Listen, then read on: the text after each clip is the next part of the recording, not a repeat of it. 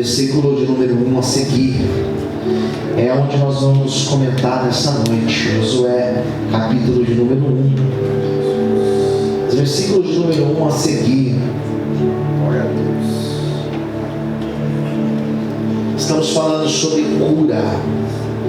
Deus que cura está aqui nessa noite. Amém. E se você crê, diga amém. Amém. Amém. Versículo de número 1 a seguir. Diz assim a palavra do Senhor, queridos. Está aqui na frente, quem tiver sem a Bíblia. E sucedeu depois da morte de Moisés, servo do Senhor, que o Senhor falou a Josué, filho de Num, servo de Moisés, dizendo: 2. Moisés, meu servo, é morto. Levanta-te perante agora, pois agora passa este Jordão, tu e todo este povo, a terra que eu dou aos filhos de Israel. 3.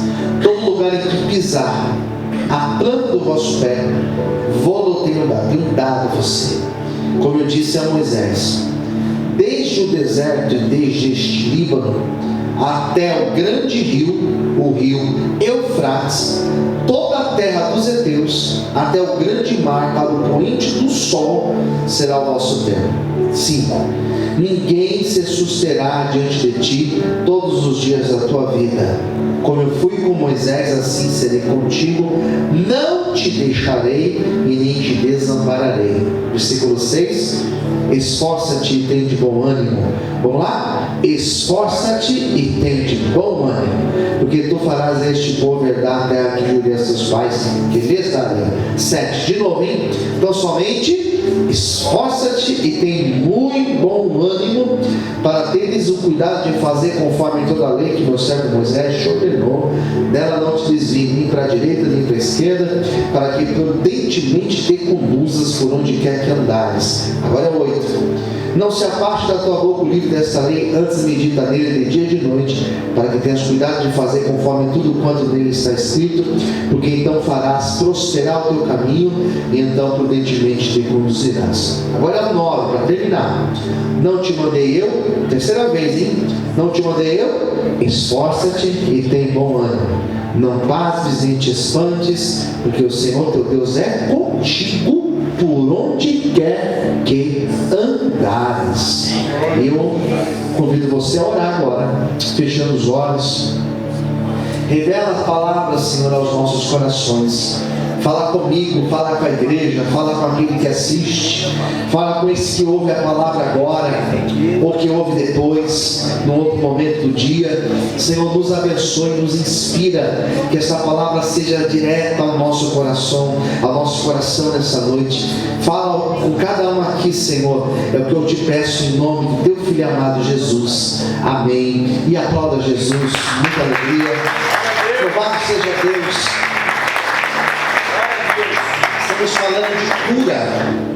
Estamos falando de cura.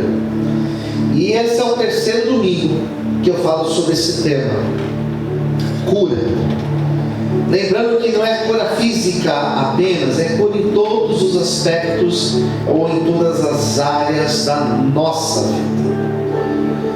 E no nosso primeiro domingo, ceia do Senhor, que foi o domingo dia 1 de junho, eu falei sobre a primeira cura, que essa cura ela acontece, e ela só acontece quando acontece também a confissão do nosso erro, o reconhecer, o confessar o pecado. E eu cheguei a dizer nessa mensagem que eu trouxe sobre a confissão, que não existe cura se antes a pessoa não confessa. Então a cura está condicionada a eu confessar, eu reconhecer o meu erro, eu chegar para Deus e reconhecer, admitir o meu erro, para que Ele possa trazer cura sobre a minha vida. Domingo passado, que foi o nosso segundo domingo do mês, eu trouxe a cura e eu trouxe um outro aspecto, o segundo aspecto que eu trouxe. Eu falei do apóstolo Paulo, dizendo que nós alcançamos cura quando confessamos, e 2, quando nós esquecemos do passado. E eu trouxe a ideia de que o esquecer do passado é você colocar uma pedra em cima daquilo que você viveu no passado, sobretudo as experiências que não foram boas, e você deixar ali no passado e você seguir adiante. E o texto que eu usei de Paulo, um texto lindo da Filipenses 3, versículo 13 e 14. O versículo 14 ele fala: eu prossigo adiante, ou seja, eu esqueço do passado e eu prossigo, eu vou adiante, porque aquilo que Deus tem para mim não está no passado, o que Deus tem para mim está lá na frente. Quem entendeu, diga amém. Esse foi o segundo dia, e hoje é o terceiro. E hoje Deus falou comigo sobre enfrentamento. Você enfrentar a sua dificuldade, você enfrentar a tua dor, para que você possa alcançar a cura sobre a tua vida. Não é a passividade, é você ser ativo, no sentido de você enfrentar o seu problema de frente, para que você possa alcançar a cura de Deus sobre a tua vida.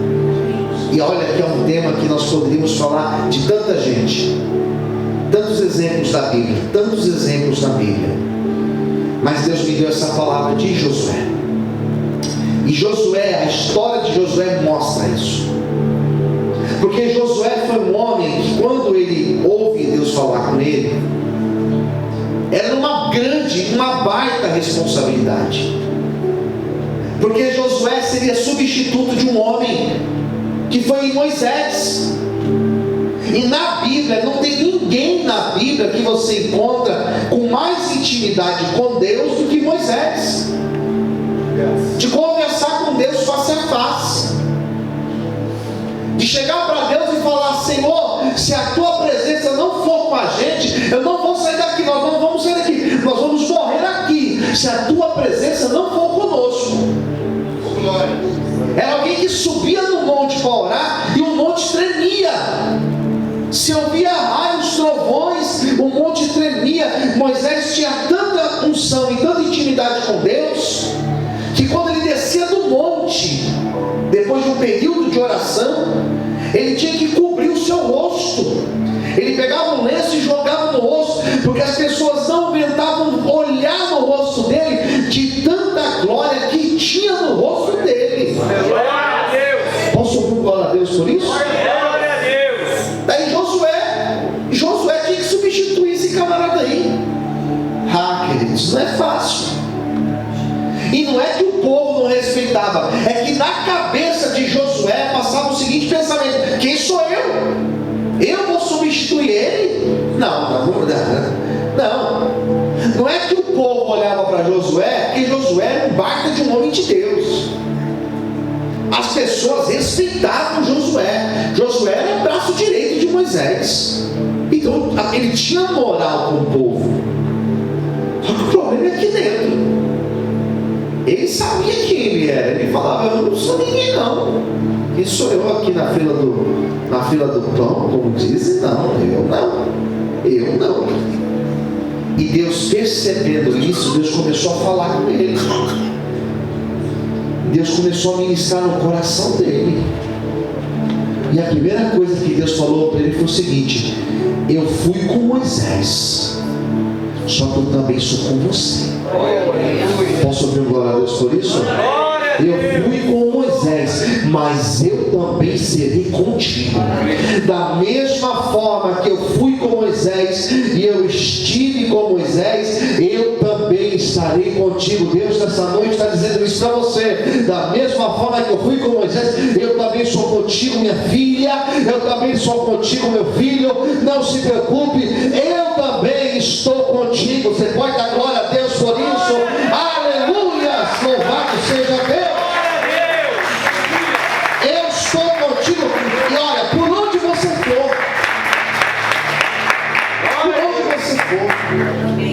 ele se sentiu melhor, ele se sentiu mais confiante. Daí Deus falou com ele. Deus não falou muito com ele, mas o que falou foi o suficiente. Daí vem o versículo 5, irmão Valéria. Versículo 5, ele falou assim: olha, ninguém se susterá ou ninguém te resistirá todos os dias da tua vida. Glória a Deus. Deus falou? Vão tentar parar você. Não é que não vão tentar te parar, vão tentar parar você, mas não vão conseguir. Vão investir contra você, mas não vão conseguir. Palavra abençoada. Quem concorda, diga amém. Vão tentar, mas não vão conseguir. Seria melhor se Deus falasse assim: não vou permitir que se levantem contra você. Seria mais confortável ainda. Mas não foi o que Deus falou. Deus falou: vão tentar. E Josué não fazia noção do que tinha na frente. Josué não imaginava o que ele ia enfrentar. E Josué não imaginava os tantos de coisas que iriam acontecer na vida dele. Ele não sabia. Mas Deus já tinha dito: eu vou estar com você. Fui com Moisés, também sou contigo, não vou te deixar. Eu não vou deixar você. Vão tentar impedir, vão tentar parar você, vão tentar criar barreiras na tua frente, mas eu serei contigo. Aleluia. Essa convicção a gente precisa ter, que Deus está conosco. Não duvide que Deus está contigo. Fala para o amigo do lado aí: não duvida que Deus está contigo. Não duvida. Daí Deus falou assim para ele. Daí começou a orientação de Deus. Por 3 vezes Deus falou a mesma palavra para ele. Qual foi a palavra? Versículo 6: esforça-te e tem de bom ânimo. Falou 3 vezes. Versículo 6, Deus falou isso. Versículo 7, ele repetiu: tão somente esforça-te e tem de muito bom ânimo. E novamente repete lá no versículo 9: não te mandei eu? Esforça-te e tem bom ânimo. 3 vezes: esforça-te, tem de bom ânimo. Esforça-te, tem de bom ânimo. 3 vezes. Interessante. Porque Deus não falou para ele: pastor Cleiton, você vai orar. E ora bastante. Não foi isso. Ué, pastor, mas oração não é importante? Eu pergunto para vocês: oração é importante, sim ou não, gente? É muito importante. Para a cura ela é importante? Sim, é importante. Mas aqui não foi o que Deus falou para ele. Deus não falou: ore. Ou Deus não disse para ele assim: jejua, faça muitos jejuns. Não está isso aí. Deus não falou para ele: sobe no monte para orar. Não. Deus não falou para ele acerca de nenhum outro posicionamento. O posicionamento que Deus falou com Josué foi: esforça-te, tenha ânimo, tenha disposição. As coisas de Deus vão acontecer na tua vida, Josué, quando você se esforçar, quando você tiver disposição, porque você vai ter em muitos momentos desejo de parar. Em muitos momentos você vai ter desânimo, e você vai ter que lutar contra esse desânimo que vai querer pegar você. Porque a pessoa desanimada, sabe o que acontece? Ela não ora. A pessoa desanimada não ora. Então, antes até mesmo dele orar, Deus já estava dizendo: tenha disposição, porque para orar você tem que ter disposição. Para orar, hoje o pastor foi para o monte, né, pastor? Estava frio de manhã? Estava o quê? Uns 40 graus, mais ou menos? Abaixo de 0. Quando eu vi que o pastor foi para o monte de novo, eu falei: isso daí é... olha, a pastora Nádia era mulher de sorte. Porque, meu amigo, levantar esse horário cedo para ir para o monte orar, tem que ter disposição, sim ou não, queridos? Então, antes de orar, tem que ter disposição. Antes de você profetizar, antes de você levantar, você tem que ter disposição. E Deus pegou Josué e Josué: esforça-te, tenha disposição, porque você vai perceber que as coisas vão acontecer na tua vida e não vai ser fácil. As coisas não vão acontecer facilmente. Por que Deus falou assim com Josué? Porque Josué estava começando a obra. Ele estava liderando o povo, tinha que conquistar a terra que Deus falou que daria para eles. A história do livro de Josué é a conquista e a distribuição da terra para as 12 tribos de Israel. Para ele conquistar essa terra, ele tinha que ter esforço e disposição. Senão não ia orar, senão não ia lutar, senão não ia levantar, senão ele não ia liderar ninguém, não ia liderar nada. Quem está entendendo, diga amém. Amém. começou a falar com ele. Ele começou a entender qual era o propósito de Deus. E eles começam a sua conquista da terra prometida. Deus poderia falar assim: vou tirar todos os inimigos, você só entra e toma um posse. Só que ninguém valoriza, irmãos. Ninguém valoriza. Só você entrar e tomar posse. Está tudo limpo já, está tudo organizado. Ninguém valoriza. Concorda comigo? Se concorda, diga amém. A gente é de uma geração de dar tudo para os filhos. E eles não valorizam. Não valorizam. São poucos que valorizam. São poucos. Eu tenho filho também. São poucos que valorizam. Então Deus não limpou o caminho para ele entrar. Deus falou: você vai entrar. E é você com você. Vai lá. Lute. E sabe o que aconteceu? Várias experiências. Várias.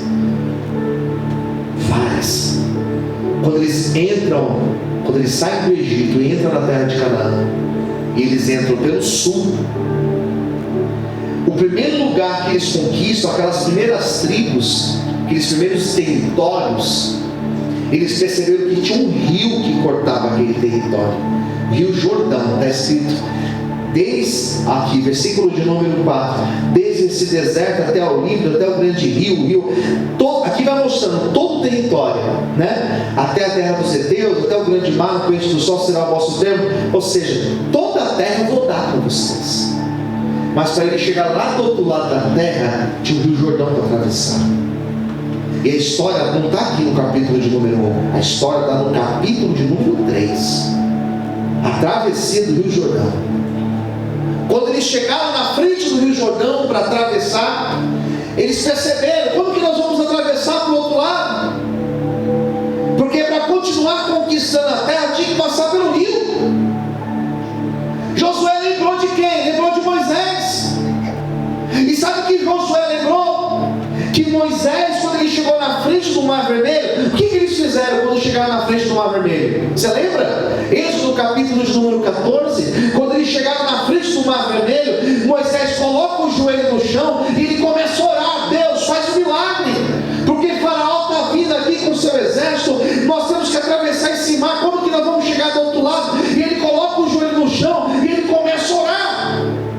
E na hora que ele está orando, Deus falou com Moisés: por que você clamas a mim? Por que você está orando? Diga ao povo que marche.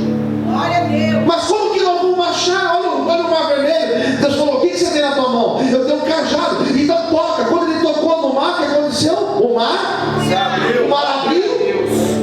Glória a Deus. Josué passou um filme na cabeça dele. Quer saber? Vou orar, vou tocar com o cajado, vai que funciona. Deus não estava com Moisés? Não está comigo também? Amém. Aleluia. Quem está entendendo, diga amém. Amém. E aí, pastor? E aí, você conhece a história? Ele orou, chegou na frente do Rio Jordão, começou a orar. O que aconteceu? Nada. Ele orou e não aconteceu.